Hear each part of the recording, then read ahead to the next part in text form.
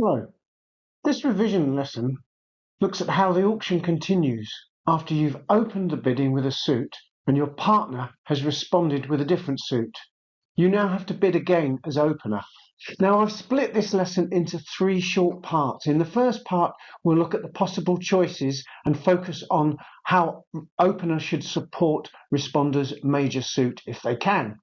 In part B, we'll review how opener should treat a balanced hand and rebid that. And in part C, we'll look at the options when opener's hand is unbalanced. Now, just a reminder here, if you're not one of my students, then please be aware that I teach according to Standard English Acol. It's the syllabus promoted by the English Bridge Education and Development Organisation. So if you're learning your bridge in another country, then the material in these films won't necessarily be consistent with what you've been taught.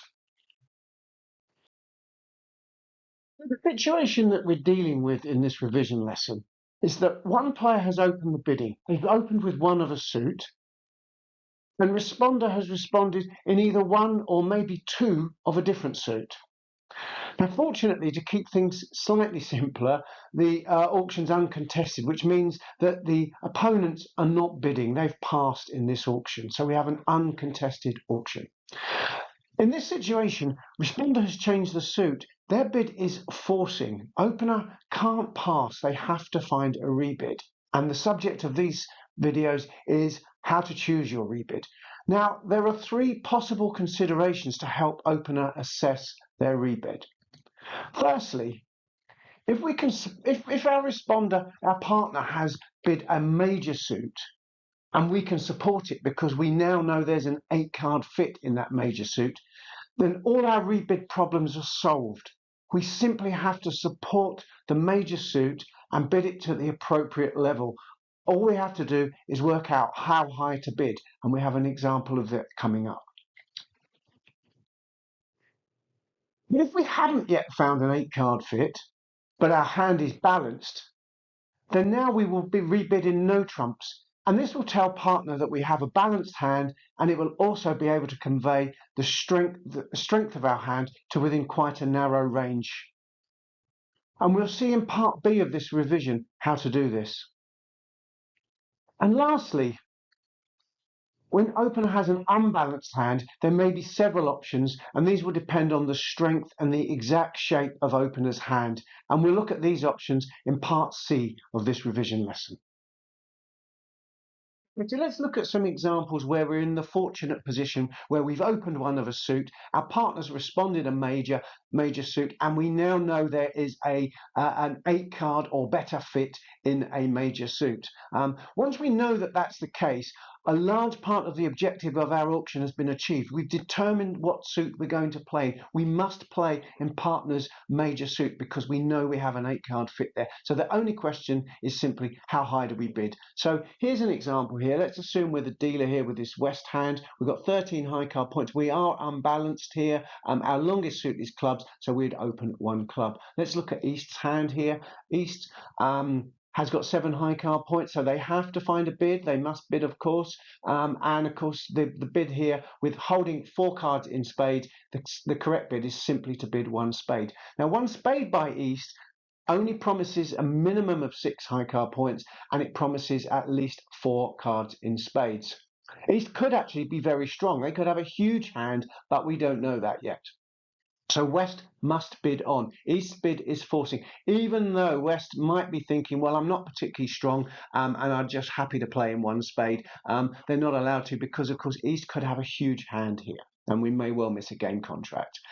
Actually, of course, East doesn't have a huge hand, but we don't know that yet. But West must bid on. So what do they bid here? Well, they like spades, and so they want to support spades to confirm that we have an 8-card fit in spades. But of course, West's hand is not particularly strong. Remember, when you open the bidding with 1 of a suit, you could have anything from about 11 high card points up to maybe 19, or sometimes even stronger than that. Okay, so with 13 high card points, we're at the weaker end end of an opening hand here. Our opening hand, although we were strong enough to open the bidding, it's not a particularly strong hand. So the best way to convey that message is to simply just raise spades to the lowest level we can. So we bid 2 spades. That says to partner, I was strong enough to open the bidding, so I've got at least 11 or 12 high card points, but I don't have a particularly strong hand, but I do like spades. I have a 4-card fit. I have 4-card support for your spades, so we have a spade fit, partner. What do you think? And of course, partner here, East now knows that there's no future bidding on. They've only got 7 high card points. West has obviously got less than something like 16 high card points. They must have less than 16. If they had a stronger hand, a stronger opening hand, 16 or 17 high card points perhaps, they might have bid on. Here, they haven't done that, so we know there's no future in this auction. Let's bid, let's pass and play in 2 spades. We've only got 20 high card points between us, but we do have a 4-4 spade fit. Hopefully we'll make our contract. Here's a slightly different example with some stronger hands. Okay, West here's got 17 high card points. Their longest suit is hearts. They've got 5-card holding in hearts. They must open 1 heart here. And here's the East hand. And East can't yet support hearts. We don't know how many hearts West holds. Their bid in our system only promises 4 cards in the heart suit, but they must respond. But of course, they've got 4 cards in spades, so they have a simple response here. They must bid 1 spade. Now that 1 spade bid again only promises a minimum of 6 high card points. It could be a lot more than that, but it is promising 4-card support in hearts, and it's denying 4 cards in hearts as well. Okay. Now West, what do?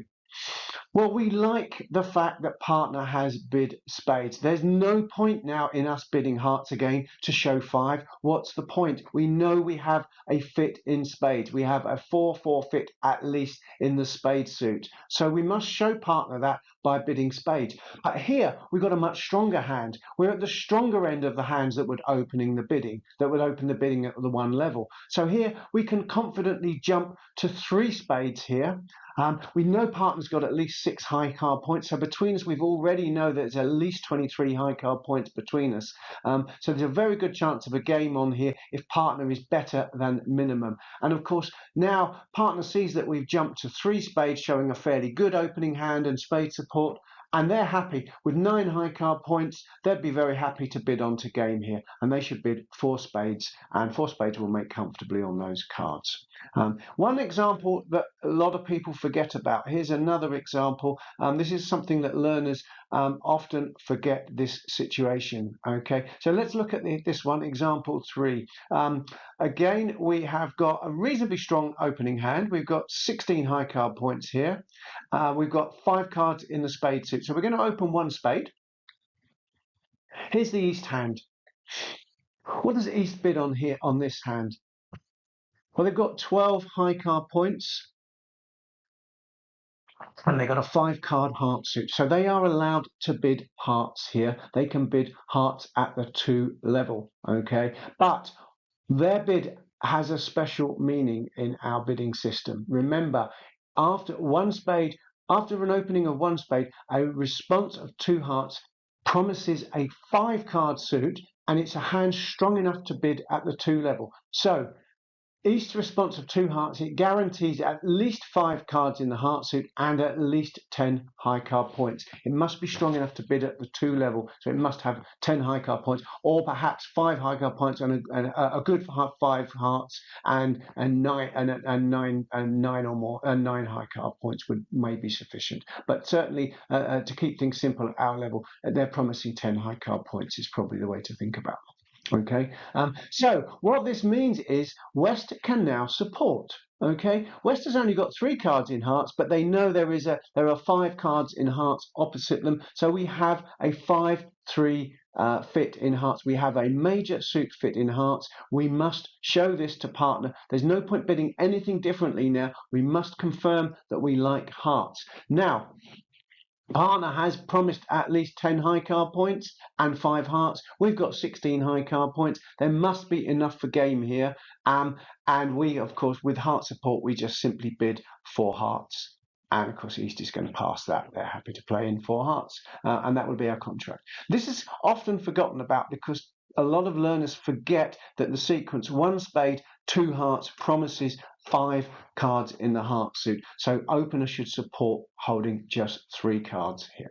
Okay, so the right rebid by opener is to jump straight to 4 hearts and play in a game contract here. Okay, so those are the simpler examples where we can support a major suit.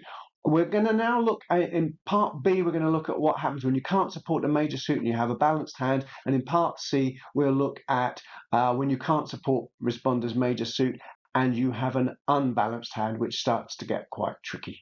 Okay, I hope you enjoy the films and see you there.